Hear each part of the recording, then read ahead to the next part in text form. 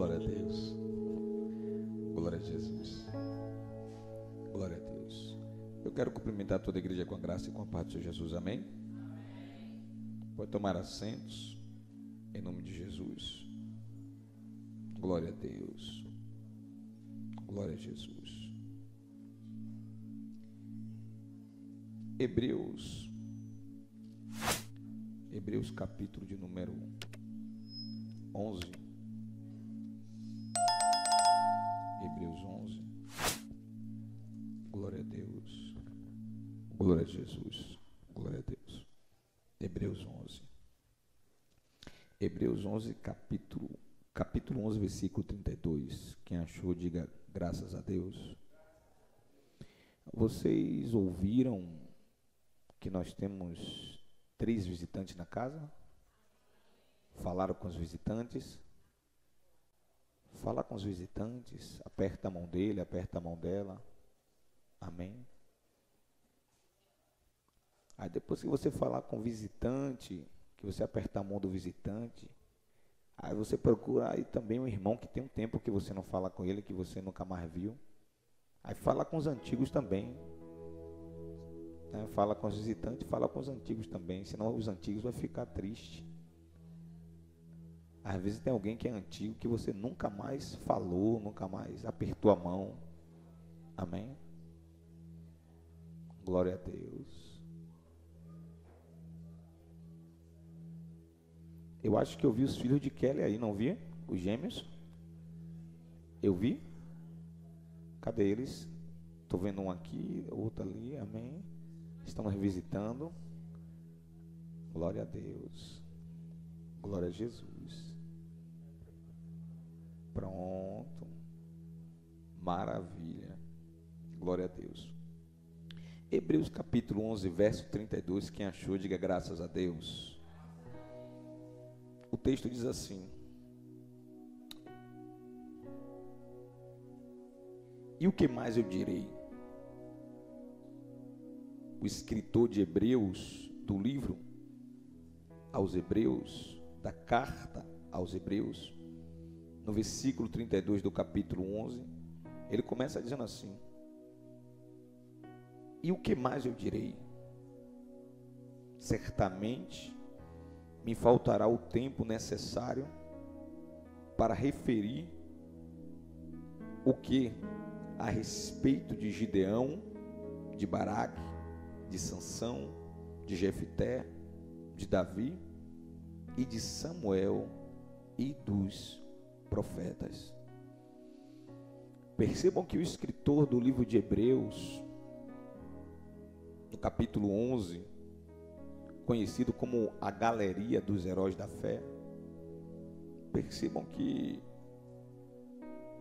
ele não consegue mais continuar contando as histórias dos grandes heróis da fé. E no versículo 32 ele faz um apanhado geral, e apenas em um versículo ele fala de Gideão, de Baraque, de Sansão, de Jefté, de Davi, de Samuel e dos profetas. Mas nesta noite eu quero me ater junto com você à fé de Gideão. E eu quero te convidar a fazer uma viagem junto comigo lá no Antigo Testamento, no livro de Juízes. Vamos tentar falar sobre Juízes, capítulo 6, diga glória a Deus. Juízes capítulo 7, diga glória a Deus. E Juízes capítulo 8, diga glória a Deus. O glória diminuiu, não foi? Eu percebi que quando eu falei do capítulo 6, teve bastante glória. Quando eu falei do capítulo 7, teve uns glórias menores. Mas quando eu falei do capítulo 8, vocês contaram 6, 7, 8. São 3 capítulos que ele quer falar. Aí o glória já foi menor. Senti, percebi daqui que vocês esfriaram na fé. Mas hoje é a quarta da palavra. Amém? É o culto da fé inabalável. Estamos com um tema poderoso, a importância de crer no poder da fé. Diga glória a Deus. Diga para alguém: é importante crer no poder da fé. Irmãos, eu não sei se vocês já sabem, mas existe um canal oficial no YouTube da igreja, né? O canal oficial da igreja, Ibarque Brasil. Mas também tem um canal oficial meu, Luiz Paulo Alves. Então, se vocês quiserem ouvir, quem tem paciência, né, para ouvir somente mensagens, você vai lá no canal oficial Bispo Luiz Paulo Alves no YouTube e você só vai encontrar isso lá, só mensagem. Amém? Quando eu era jovem, eu sonhava em ter um canal no YouTube, eu cantando.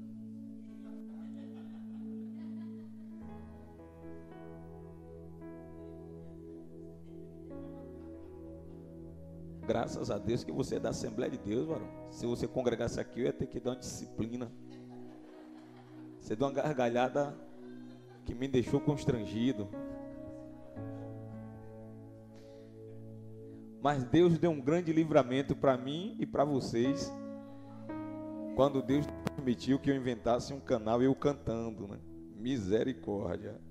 Não iria dar certo. Mas se vocês quiserem conhecer o canal oficial, vocês vão lá, se inscrevem, ativa o sininho, faz algum comentário e escolhe uma das mensagens que estão lá para edificar a sua fé e também encaminha para os seus amigos e para os seus parentes, em nome de Jesus. No final do culto, eu vou estar orando pelo casal Vanessa. Cadê Vanessa?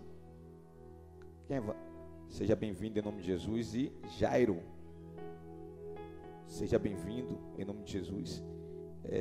Vamos estar orando pela vida deles, orando pela fé, orando pelo fortalecimento, amém? Isso é muito bom. Fico feliz do casal estar aqui, pedir oração pelo fortalecimento da fé, pelo fortalecimento da comunhão com Deus. Seria muito bom se todos nós tivéssemos essa coragem, sabe? De dizer, eu preciso de oração pelo fortalecimento da minha fé. Eu preciso de oração pelo fortalecimento da minha intimidade com Deus. Deus se agrada disso. Quando você rasga não as vestes, mas quando você rasga o coração para Ele, fala, olha, eu preciso de socorro, eu preciso de ajuda. Amém, irmãos? Diga glória a Deus. Então no final estaremos orando por este casal, em nome de Jesus. Irmãos, nós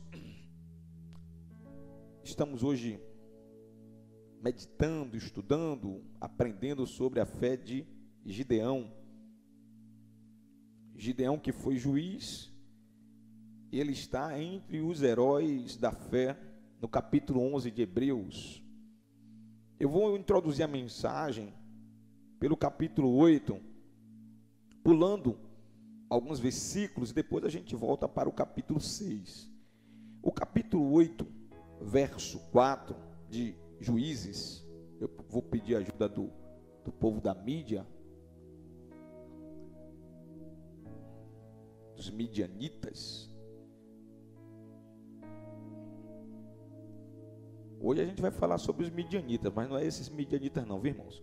Quando eu falar sobre midianitas, são outros midianitas. Juízes capítulo 8, verso 4, quem achou? Lá no Antigo Testamento. Quem achou, diga glória a Deus. Muito bem. Eu queria pedir que alguém fizesse uma continha para mim aí, ó. Alguém divida aí 135 mil por 32 mil. E deixa aí marcado em algum lugar. 135 mil dividido por 32 mil. Marca aí em algum lugar. Depois você divide 135 mil por 10. E marca aí em algum lugar. 135 mil por 10 mil. E marca em algum lugar. Depois você divide 135 mil por 300. E marca aí em algum lugar que eu vou precisar que vocês, se alguém puder colocar nesse papel aqui que eu vou orar no final, coloca aqui para mim as continhas para facilitar, para me ajudar em nome de Jesus. Muito bem. Juízes capítulo 8, verso 4, o texto diz: Gideão e seus 300 homens, já exaustos, continuaram a perseguição, chegaram ao Jordão e o atravessaram. Os homens estavam o quê? Diga, exaustos. Diga, mas eles não desistiram. Existem vitórias que só vamos alcançarmos se nós não desistirmos. Diga glória a Deus. Olhe para alguém e diga, aconteça o que acontecer, não desista. O verso 10 diz assim: ora, Zeba e Zalmuna estavam em Carcó, e com eles cerca de 15.000 homens. Estes foram todos os que sobraram dos exércitos do povo que vinham do leste, pois 120.000 homens que portavam espada tinham sido mortos. Diga glória a Deus. Bispo, 120.000 homens foram mortos, e o senhor pede para dizer glória a Deus. Daqui a pouco você vai entender. Observe que o versículo diz que tinha 15.000 homens vivos e 120.000 homens o quê? Me ajude aí, 120.000 homens o quê? 120.000 com 15.000 dá quanto? Diga 135.000. Então o versículo 10 está me informando que eram 135.000 homens contra Gideão e contra o povo de Deus. Diga glória a Deus. O verso 12 diz: Zeba e Zalmuna, os dois reis de Midian, os dois reis dos midianitas, fugiram, mas eles os perseguiram e os capturou, derrotando também o exército. Diga glória a Deus.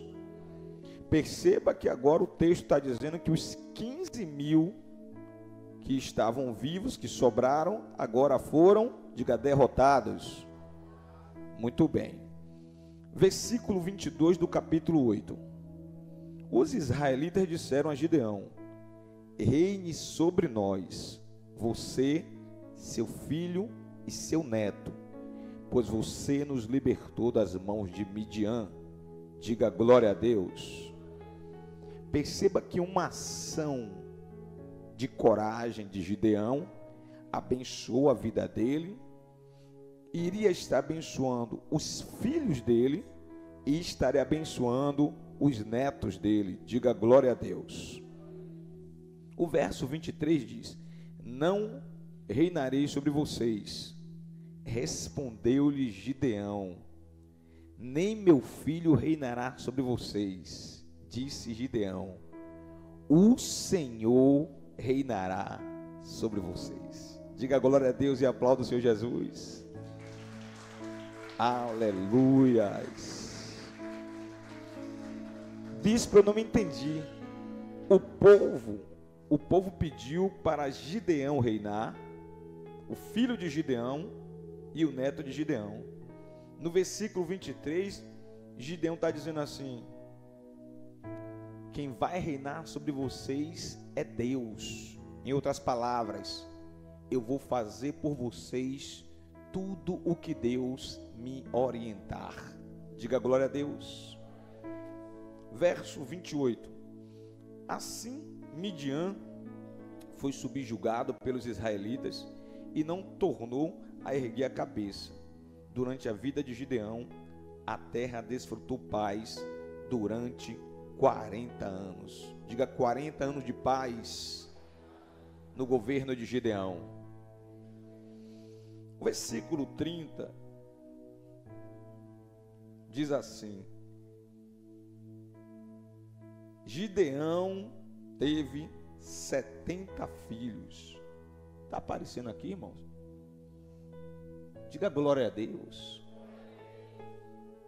Se tiver algum homem aqui com a mesma coragem de Gideão, eu quero desafiar você neste tempo, amém? Vigie, pastor Samuel, em nome de Jesus. Vou até me coçar aqui.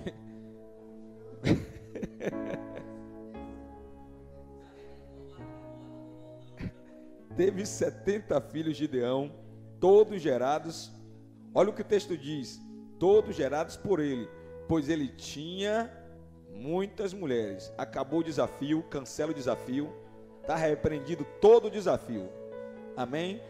Se conforme apenas com um filho, amém? E com uma mulher em nome de Jesus, amém? Glória a Deus. Muito obrigado, pastor Samuel, essa sua participação aí me obrigou a cancelar o propósito.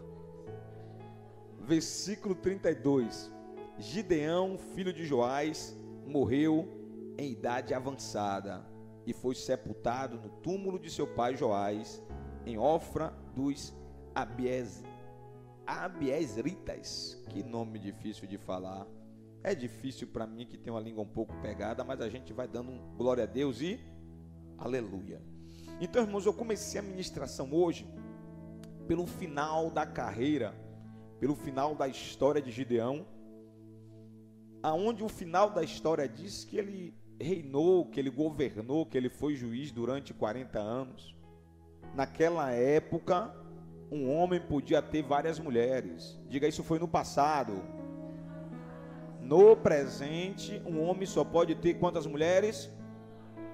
E diga glória a Deus. Amém? Então ele tinha muitas mulheres, ele teve 70 filhos, ele governou por 40 anos, foi juiz por 40 anos.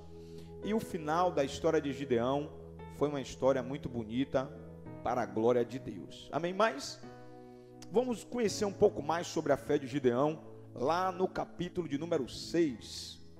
Vamos juntos lá no capítulo de número 6, ver até onde Deus nos ajuda na noite de hoje.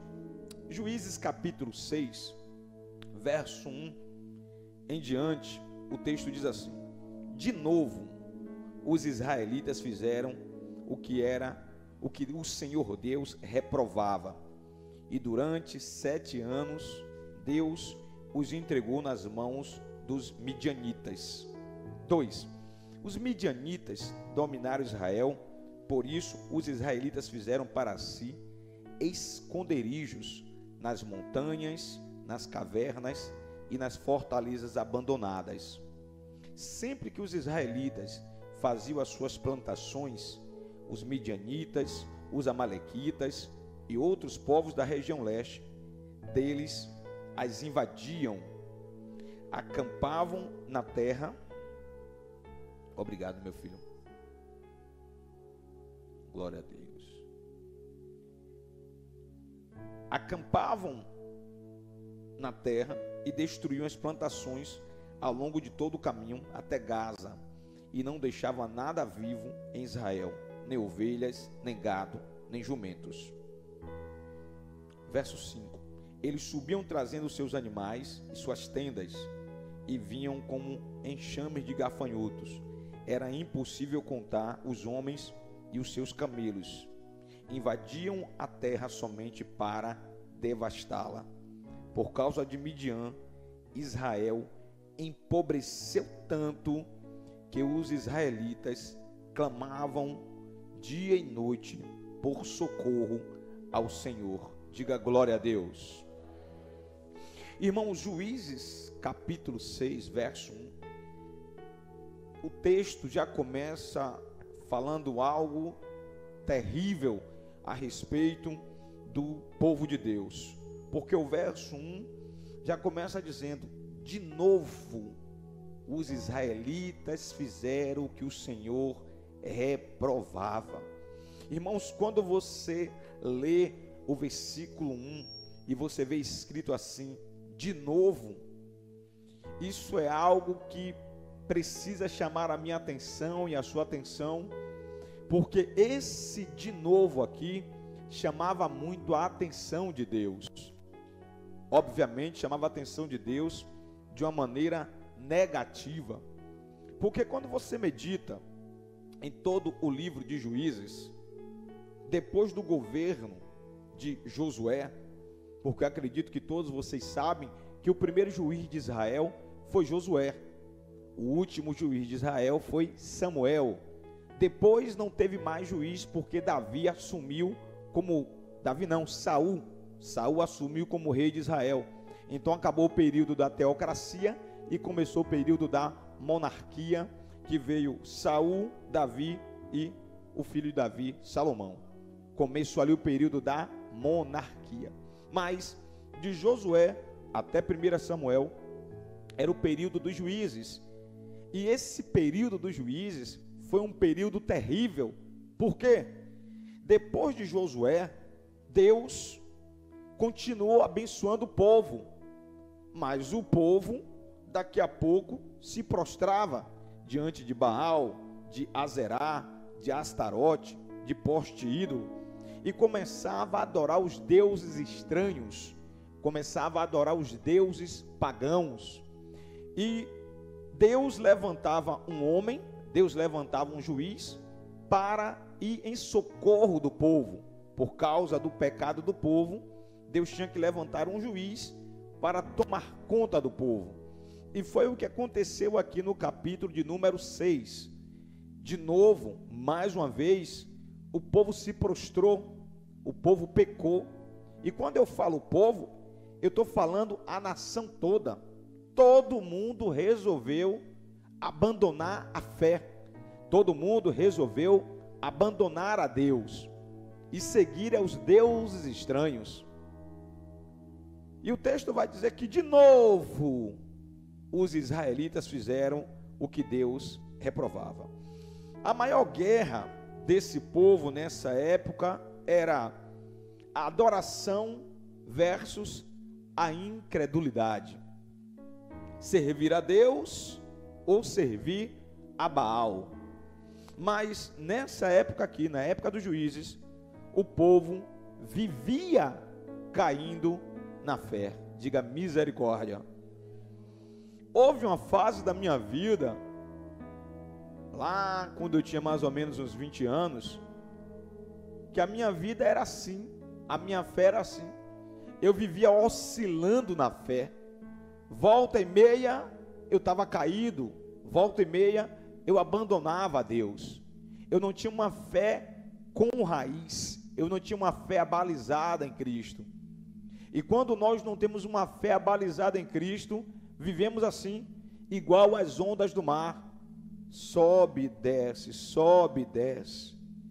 Era assim que o povo estava. E o texto, quando você prossegue, verso 2, verso 3, verso 4, verso 5, verso 6, quando você prossegue na leitura, o texto vai dizer que a situação deles era tão caótica, que eles eram obrigados a se esconder nas montanhas, se esconder nas cavernas e se esconder nas fortalezas abandonadas. A terra era deles, Felipe. Aquele lugar pertencia a eles. Mas os midianitas, os amalequitas, os povos estranhos, quando decidia ir para cima deles, era com tanta fúria que obrigava eles a fugirem da localidade deles. E o texto vai dizer que os midianitas, os amalequitas e os outros povos, eles não iam destruir as plantações, o gado, as ovelhas, as jumentas. Eles não roubavam para se alimentar, não. O texto diz que eles iam lá, verso 5, somente com o objetivo: devastar tudo. Os inimigos não iam para roubar, os inimigos iam para devastar. Matar as ovelhas, matar os jumentos, matar o gado, queimar as plantações, apenas para isso. Parece que eu vejo a minha história e a sua história, porque o inimigo das nossas almas não quer a minha esposa para nada, não quer a minha filha para nada, não quer a minha vida para nada, não quer a minha história para nada. O inimigo das nossas almas quer apenas me destruir. O inimigo das nossas almas, Satanás, o diabo, ele quer apenas te destruir. Eu não tenho utilidade nenhuma para o diabo. Você não tem utilidade nenhuma para o diabo. Então precisamos usar a fé para nós não cairmos na mão do inimigo. Diga glória a Deus. Quando nós fazemos a leitura do verso 1 até o verso 6, temos que ter atenção para algumas coisas. Eu quero compartilhar com vocês. Irmãos, o castigo ficamos tristes com o castigo de Deus, mas o castigo é uma prova que Deus odeia o pecado. Deus não vai me castigar se eu evitar o pecado. Deus não vai te castigar se você evitar o pecado, se você fugir do pecado. Porque esta palavra diz que temos que fugir da aparência do mal. Fugir da aparência do mal é o quê? Fugir da tentação. Fugir da aparência do mal é o quê? Fugir do pecado. Fugir da aparência do mal é o quê? Fugir da armadilha do inimigo. Tiago vai dizer, ou melhor dizendo, Tiago diz, né? Nós aprendemos aqui, né? Tiago disse, né? Tiago disse que precisamos nos sujeitarmos a Deus, resistir ao diabo, e o diabo o quê? Fugirá de nós. Diga glória a Deus. O castigo vem por causa de nós mesmos, sim ou não? E de nossa natureza caída. Tem um texto que diz: de que se queixa o homem, senão dos seus próprios pecados? Verdade ou mentira? Verdade. A Bíblia diz que nós plantamos e depois nós colhemos. Quem planta semente ruim, colhe fruto o quê? E quem planta semente boa, diga, colhe fruto bom. Então o castigo vem por causa de nós mesmos e da nossa natureza caída. Porém, o que Deus realmente quer é nos dar um caráter santo, como o caráter de Jesus Cristo. Diga glória a Deus. Olhe para alguém e diga: Deus deseja te entregar, diga, o caráter de Jesus. Espere Ele dar um sorriso, espere Ele dar um sorriso, porque você ter o caráter de Jesus é coisa boa. Amém? Entendam isso aqui. A obediência ao Senhor forma um caráter reto. Diga isso para alguém. Diga: a obediência ao Senhor, diga, forma um caráter reto.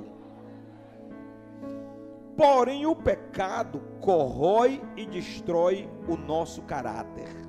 Pode olhar para alguém e dizer isso. Diga: porém o pecado, diga, corrói e destrói o nosso caráter. Sim ou não? Sim, verdade. Uma coisa é certa: Deus fala com os seus filhos, sim ou não? Deus fala com os seus filhos. Seja por meio da voz amorosa e suave da Bíblia, ou por meio da sua mão pesada de justiça. Deus, Ele fala comigo e fala com você, sim ou não? Ele fala de duas maneiras. Ou Ele fala através da palavra suave e amorosa da Bíblia, ou Ele fala através da sua mão pesada de justiça. Diga glória a Deus. Nós, no final, as nossas atitudes é quem direciona Deus sobre o que Ele vai fazer com cada um de nós. Em outras palavras, é eu que escolho como eu quero que Deus fale comigo. É eu que escolho como eu quero que Deus chame a minha atenção. Eu posso escolher a palavra que fala comigo de forma suave e amorosa nesta noite. Ou eu posso ignorar a palavra e aguardar a mão pesada de Deus. Alguém falou misericórdia. Diga assim: misericórdia mesmo. Por que misericórdia mesmo? Porque Hebreus capítulo 31 vai dizer o quê? Terrível, acho que é 31:10, se não me falha a memória. Terrível coisa é cair na mão do Deus vivo, do Deus Todo-Poderoso. Diga glória a Deus.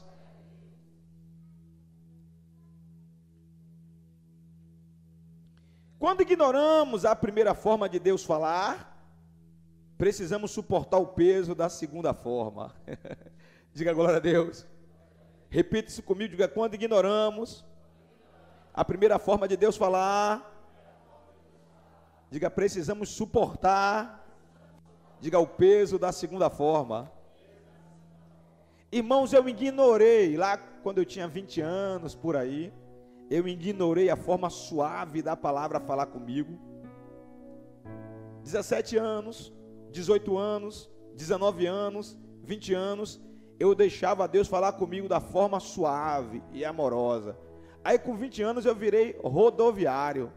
Aí depois que eu virei rodoviário, eu não quis mais que Deus falasse comigo de forma amorosa. Aí a mão pesada dele veio e não foi bom, irmãos. Foram 5 anos que só Jesus na minha vida. Eu só estou de pé, só estou vivo porque Ele teve misericórdia.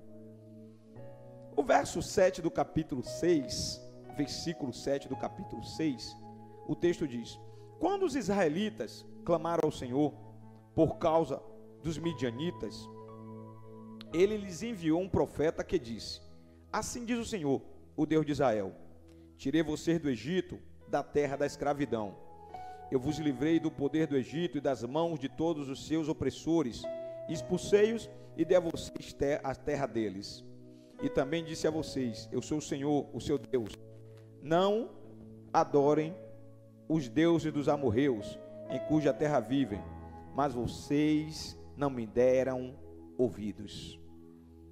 Perceba que aqui o texto está lembrando lá de Josué capítulo 24, quando Josué, antes de morrer, fez um concerto com o povo e disse para o povo: olha, vocês podem servir a quem vocês quiserem, podem servir aos deuses dos vossos antepassados, ou pode servir aos deuses dos cananeus, ou aos deuses em cuja terra vocês estão habitando. Agora, eu e a minha casa tomamos uma decisão: eu e a minha casa serviremos ao Senhor. E aqui novamente o escritor do livro de Juízes, ele remete essa lembrança desse concerto que o povo fez. O povo fez uma promessa para Deus lá em Josué capítulo 24, e agora o povo não cumpriu com a promessa. Agora o povo estava fazendo tudo errado, voltaram ao pecado, voltaram aos deuses estranhos.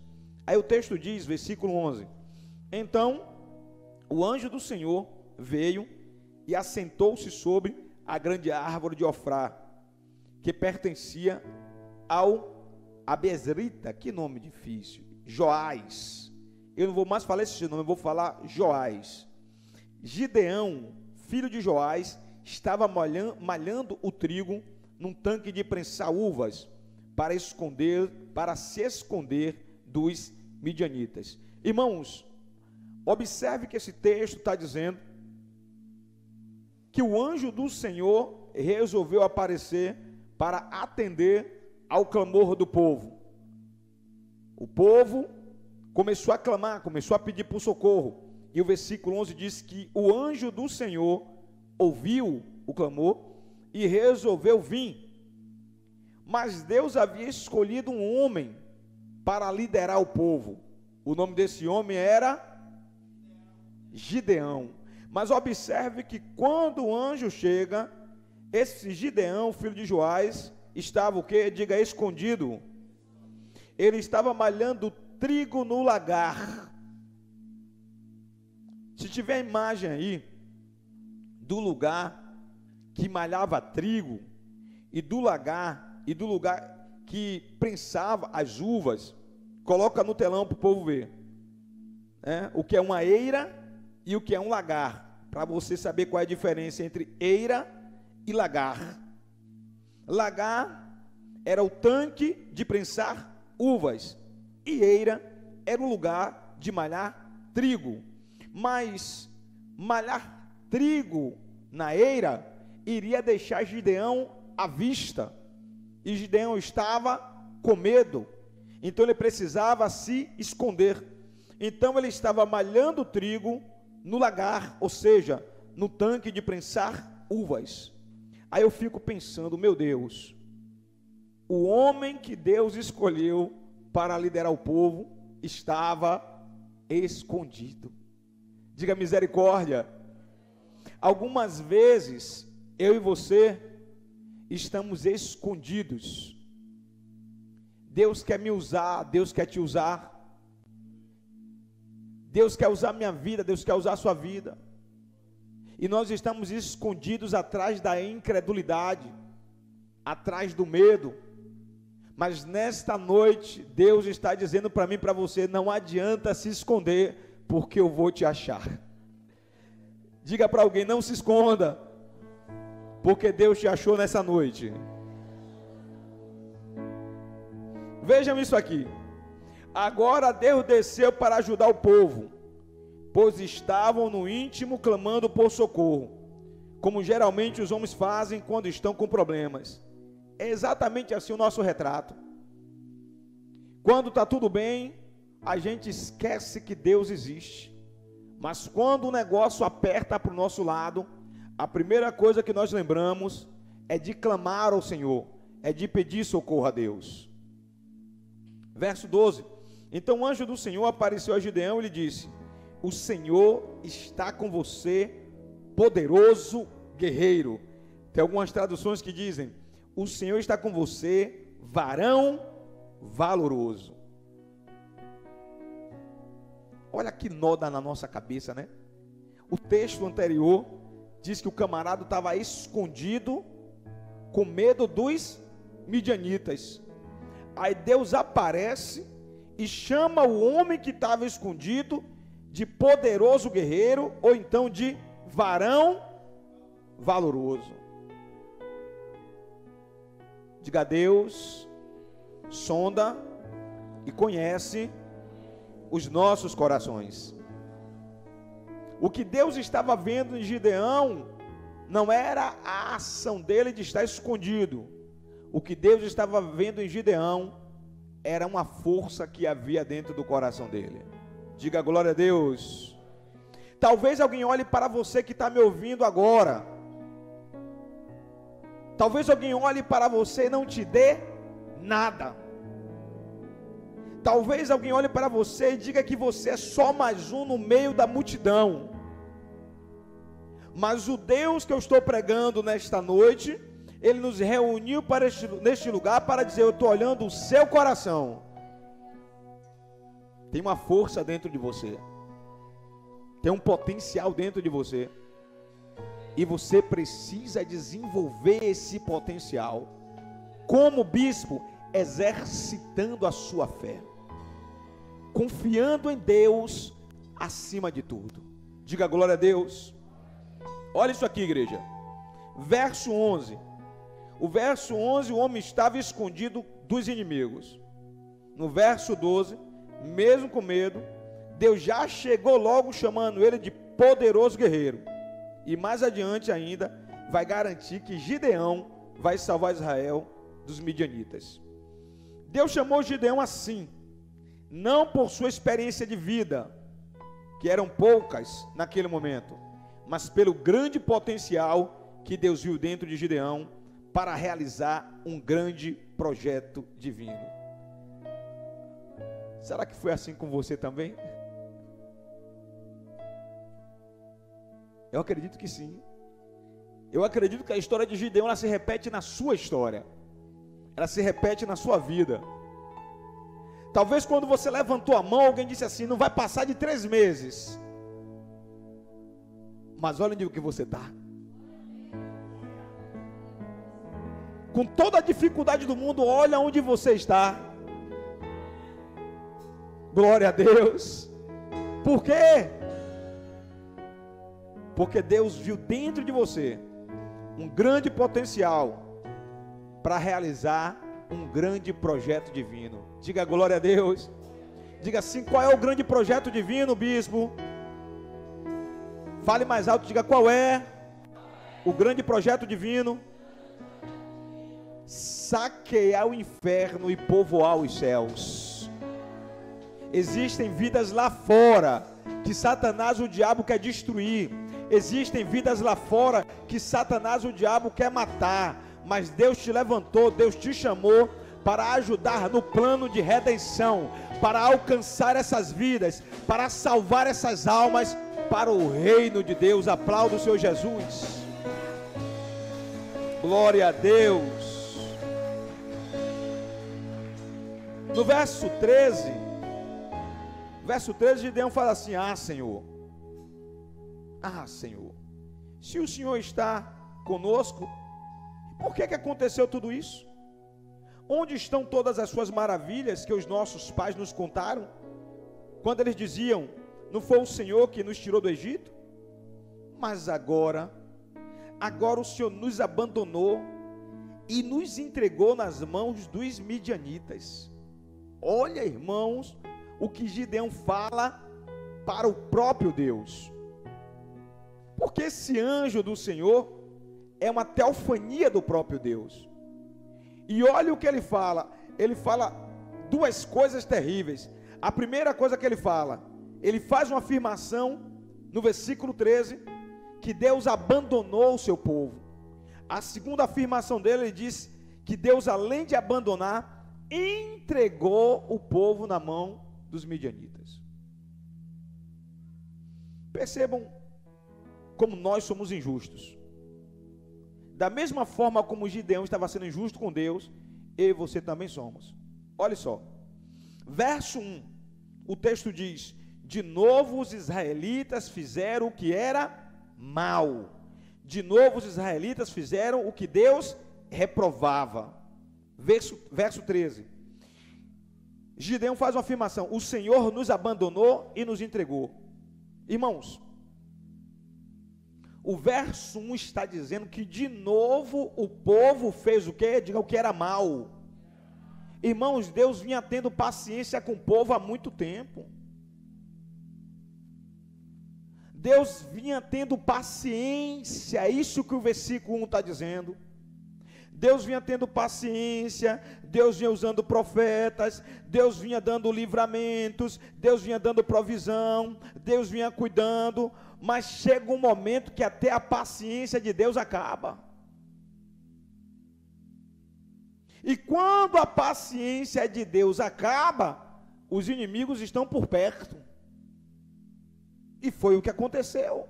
Os midianitas estavam perto, os amalequitas, os povos das montanhas estavam por perto. Quando a paciência de Deus acabou, os inimigos vieram contra eles. Então não foi Deus que abandonou, foram eles que abandonaram a fé. Não foi Deus que entregou, foram eles que romperam a aliança com Deus. Diga misericórdia. Verso 14, o Senhor se voltou para ele e disse: com a força que você tem, observe que Deus ignorou, ele fez duas acusações contra Deus, Deus ignorou e disse assim: com a força que você tem, Gideão, vá libertar Israel das mãos de Midian. Não sou eu quem estou te enviando? Observe que agora Deus está dizendo que Gideão tinha força, e estava dizendo: você não vai sozinho, sou eu que estou te enviando. Deus estava dizendo para Gideão: eu estou te chamando, eu vou te capacitar, vou te enviar e vou garantir a sua vitória. Diga glória a Deus.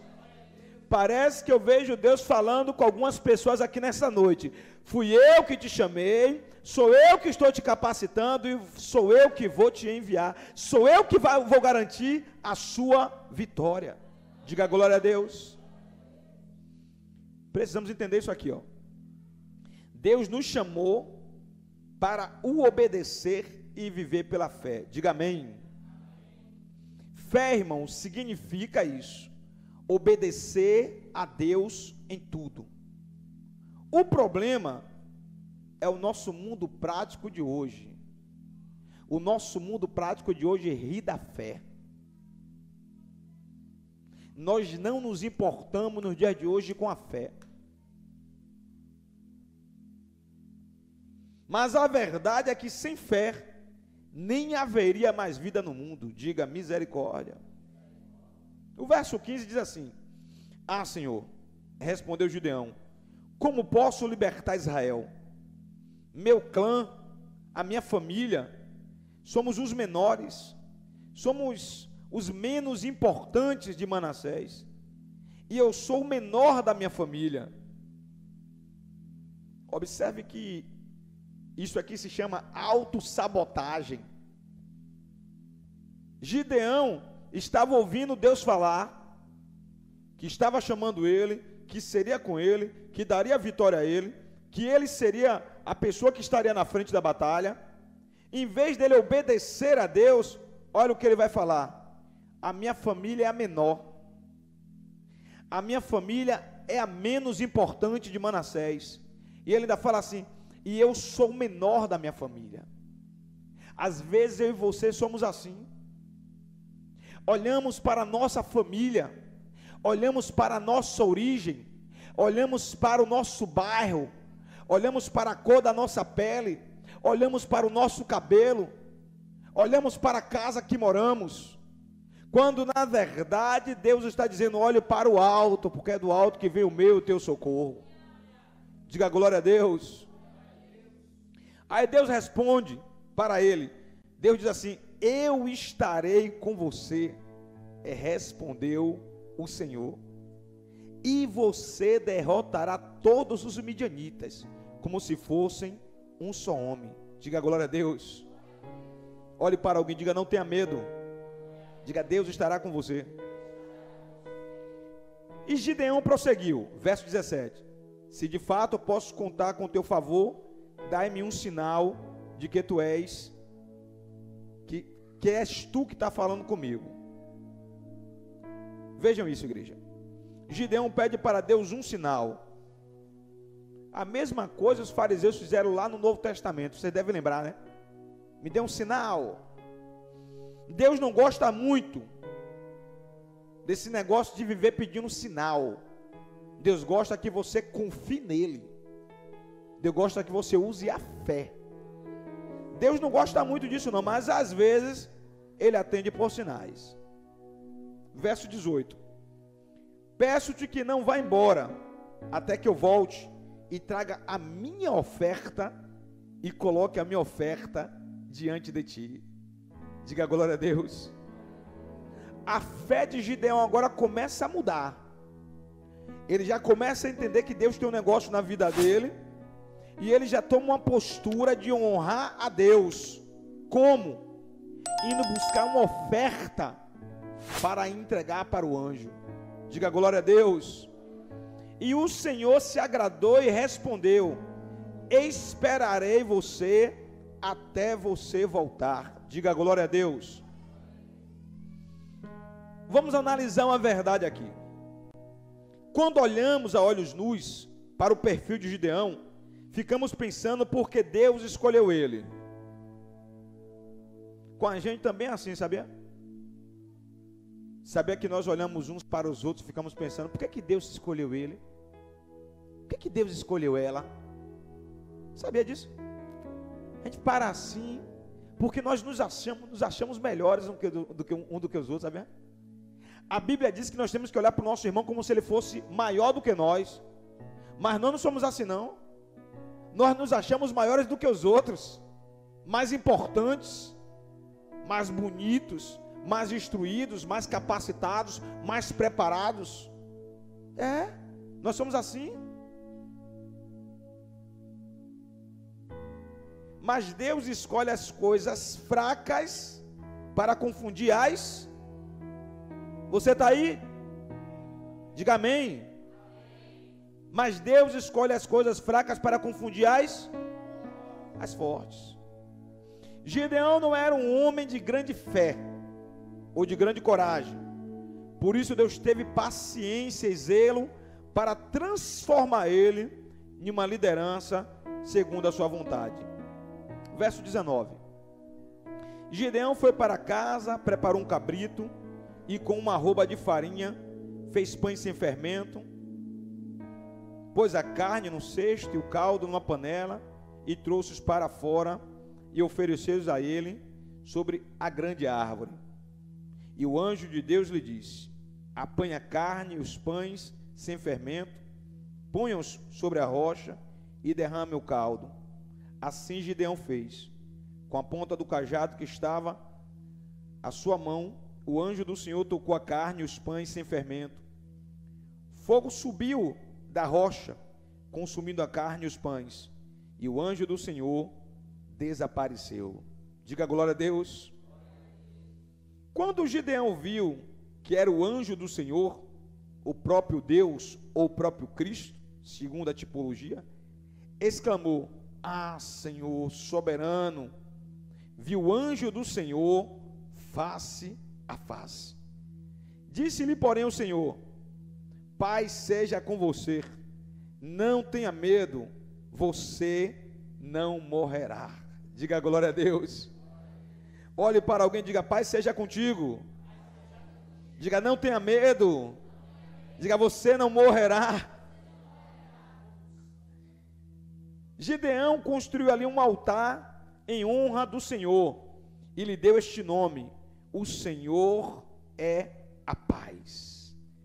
Até hoje o altar está em Ofra com o mesmo nome: o Senhor é a paz. Diga glória a Deus.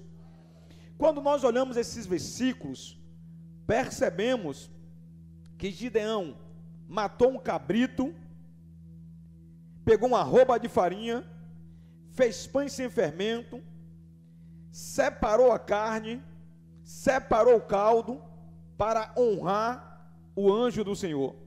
Mas o texto vai dizer que o anjo não comeu. O anjo recebeu aquilo como oferta queimada. Diga: oferta queimada. Para que a fumaça subisse aos céus como adoração. Diga glória a Deus. O texto diz aí: fogo subiu da rocha, consumindo a carne e os pães. Irmãos, vejam isso aqui. A palavra hebraica shalom significa paz. Porém tem mais. Quando Deus, ou quando o povo, ou quando Cristo se expressa dessa forma, shalom, quer dizer cessação de toda hostilidade. Diga glória a Deus. Ideia de bem-estar pessoal. Diga glória a Deus. Ideia de saúde plena. Diga glória a Deus. Diga ideia de prosperidade financeira. Diga glória a Deus. Agora que você já sabe, olhe para alguém e diga shalom. Diga shalom Adonai. Naquela mesma noite, o Senhor lhe disse: separe o segundo novilho do rebanho de seu pai, aquele de 7 anos de idade. Despedace o altar de Baal, que pertence a seu pai, e corte o poste sagrado que está ao lado do altar. Deus sabia que Gideão ainda estava com medo, por isso deu uma tarefa para ele em sua própria casa, em sua própria família. Afinal, se não exercermos nossa fé em nossa casa, como podemos praticar fé com sinceridade em qualquer outro lugar? Irmãos, se dentro de casa a nossa fé é uma decadência, não tem como exercer fé em lugar nenhum. Não adianta a gente exercer fé na igreja. O lugar que precisamos exercer fé é na nossa casa. Os nossos filhos precisam olhar para a gente e ver um homem de fé e uma mulher de fé, para servir de referência para a fé deles. O marido precisa olhar para a esposa e ver uma mulher de fé. A esposa precisa olhar para o marido e ver um homem de fé.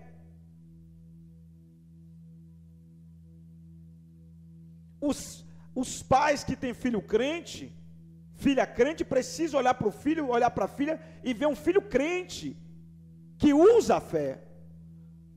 Mas se nós usarmos a fé somente na igreja, a nossa fé é uma fé inútil, é uma fé teatral, é uma fé de mentira, é uma fé de engano, é uma fé fingida, é uma fé maldita. Por quê? Porque estamos apenas vivendo um personagem dentro da igreja.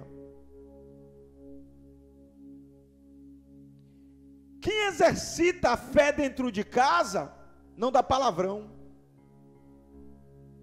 não xinga, não vive gritando, não fala mal dos outros, não caluniia, não se envolve em fofoca, não engana ninguém, não vive uma vida de mentira, porque é crente na igreja e é crente dentro de casa.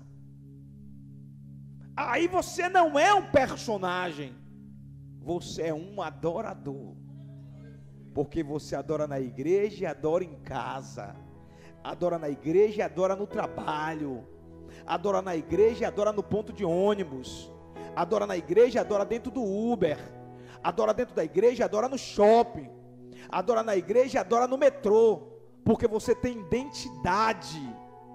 Identidade de cidadão dos céus. Amém, irmãos? Diga glória a Deus. Depois faça um altar, verso 26. Depois faça um altar para o Senhor, para o seu Deus, e no topo dessa elevação ofereça o segundo novilho em holocausto com a madeira do poste sagrado que você irá cortar. Muita atenção aqui, igreja, muita atenção. Verso 24. Gideão já tinha feito o seu altar pessoal para Deus. Quem lembra? Lá no verso 24, Gideão já tinha feito um altar para Deus, um altar pessoal. Quando você chega no verso 25 e no verso 26, Deus agora pede que ele faça um altar de adoração de forma pública. Diga glória a Deus. Por que Deus está fazendo isso? Porque Deus precisa provar a fé de Gideão no íntimo, no lugar secreto e de forma pública. Amém? Porque nós não podemos sermos crentes secretos, crente 007. Temos que ser crente, irmãos. Crente de manhã, de tarde, de noite, de madrugada. Até sonhando precisamos ser crente. Amém?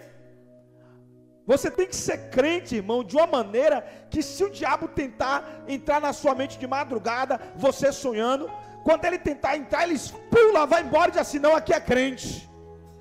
Amém? Porque a sua mente está cheia de graça, de unção, de fé, de intimidade com Deus. Diga glória a Deus. Observe que antes de sair em batalha contra os midianitas, Deus deu direção que ele confrontasse primeiro Baal.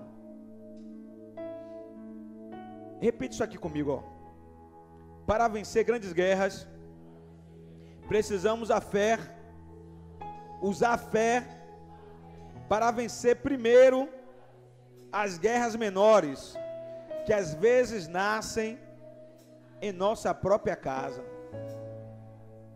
Às vezes a gente está querendo guerras maiores desafios, e existem guerras menores que a gente não conseguiu vencer ainda. Às vezes nós queremos coisas maiores da parte de Deus, mas tem coisas menores que a gente não conseguiu administrar ainda.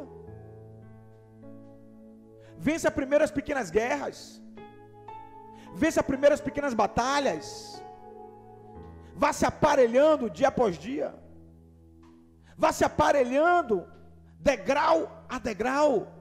Não queira dar um salto muito grande não, porque se você tentar dar um salto muito grande e errar a passada, você cai. Vá devagarzinho, degrau a degrau, passada a passada. Vá na passada do boi. Tem um texto que diz a respeito disso. Vá na passada do boi, ó. Você não vê o boi correndo desesperado no pasto? Está toda a comida lá, está todo o alimento, todo o capim verdinho. O boi vai devagarzinho. Come. Devagarzinho. E daqui a pouco termina o dia e ele deu a volta. Comeu, se alimentou. E depois ele vai ruminar. Descansando. Às vezes nós estamos muito afoitos. Olhamos o alvo e queremos pular em cima do alvo. Vai devagar. Devagar e sempre. Diga glória a Deus. Vença primeiro as pequenas guerras. Depois você vai estar preparado para os grandes desafios. Assim Gideão chamou 10 dos seus homens e fez como o Senhor lhe ordenara. Mas com medo da sua família e dos homens da cidade, fez tudo à noite e não durante o dia. De manhã, quando os homens da cidade se levantaram, lá estava demolido o altar de Baal, com o poste sagrado ao seu lado cortado, e com o segundo novilho sacrificado no altar recém-construído. Perguntaram uns aos outros: quem fez isso? Depois de investigar, concluíram: foi Gideão, filho de Joás. Diga glória a Deus.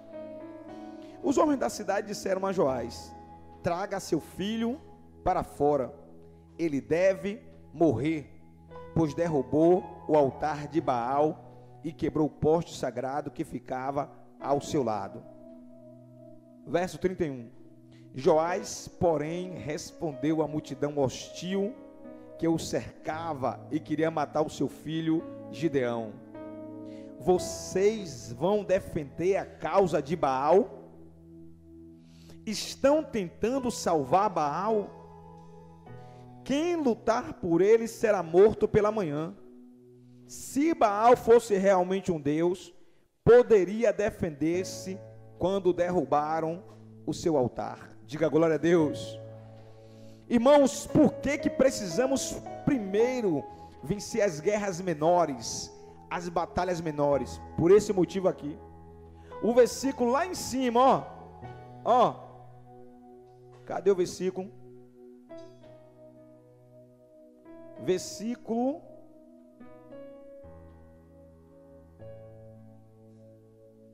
de número. Cadê, meu Deus? Eu me perdi aqui. Tem um versículo aqui que diz assim: você vai destruir o altar de Baal que pertence ao seu pai.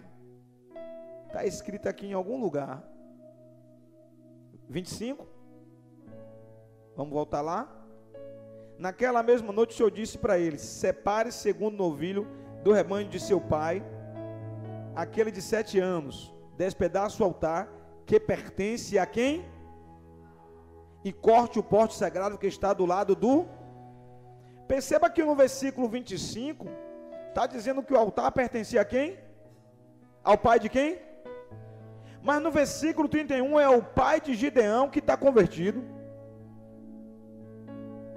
É o pai de Gideão que diz assim, ó: se Baal fosse realmente Deus, poderia defender-se quando derrubar o seu altar. A primeira batalha de Gideão estava vencida. Através da fé dele, ele ganhou a casa do seu pai.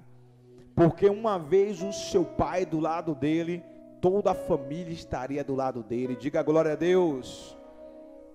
Por isso naquele dia chamaram Gideão de Jerubaal, dizendo que Baal dispute com ele, pois derrubou o altar de Baal. Nesse mesmo tempo, pegou a chave, não foi? Que Baal dispute com ele.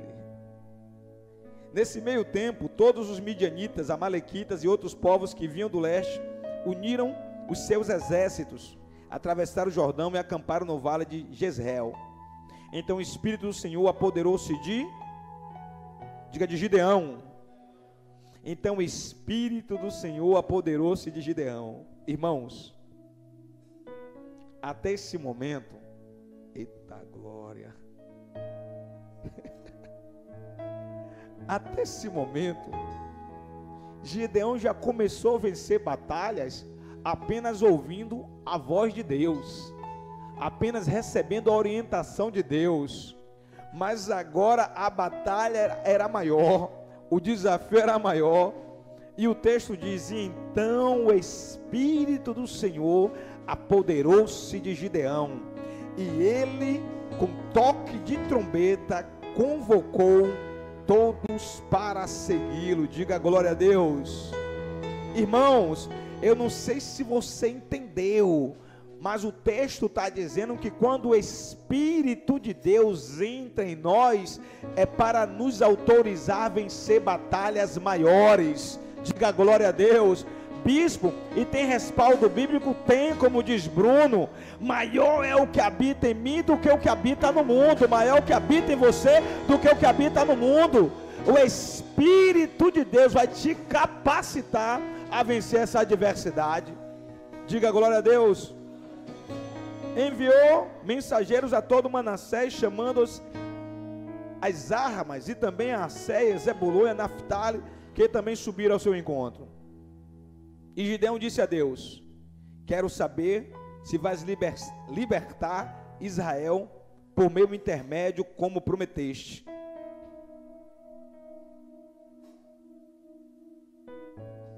Vê? Coloquei uma porção de lã na eira. Se o orvalho molhar apenas a lã e todo o chão estiver seco, saberei que tu libertarás Israel por meu intermédio, como prometeste. E assim aconteceu. Gideão levantou-se logo cedo, no dia seguinte, torceu a lã e encheu uma tigela de água do orvalho. Disse então Gideão a Deus: não se acenda a tua ira contra mim. Deixe-me fazer só mais um pedido. Permita-me fazer mais um teste com a lã. Desta vez, faze ficar seca a lã e o chão molhado, coberto de orvalho. E Deus assim fez naquela noite. Somente a lã estava seca. O chão estava todo coberto de orvalho. Diga glória a Deus. Fique de pé. Já sei o que vocês estão pensando. Bispo, o Senhor falou que nós iríamos estudar hoje o capítulo 6, o capítulo 7 e o capítulo 8. E eu sei que vocês estão pensando, eu ouvi muito bem o Senhor falando no começo sobre o capítulo 8. E agora o Senhor está terminando o capítulo 6. E já mandou a gente levantar. Eu sei que vocês estão doidos que eu entre no capítulo 7. Porque o capítulo 6 termina aqui e agora, no versículo 40. Mas o tempo não dá mais. Eu sei que vocês são biblistas, mas o tempo não dá mais, eu vou ter que encerrar aqui. Diga glória a Deus. Mas perceba isso aqui. Verso 17 e 36.